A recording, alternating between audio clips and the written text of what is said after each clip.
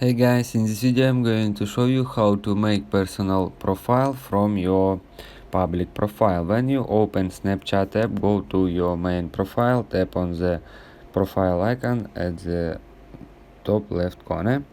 Next step, we should go to settings, tap on the gear icon at the top right corner. Next step, in settings menu, scroll down and you will see public profile settings, and here it says my name and settings. We just go to name and settings, and in very bottom we scroll down, we will see delete public profile. Just tap on it. From pop-up menu you will see your public information and stories will be deleted permanently. Snapchatters will also no longer be able to see your name on Snapchat you send to Spotlight and Snap Map. Just type on delete.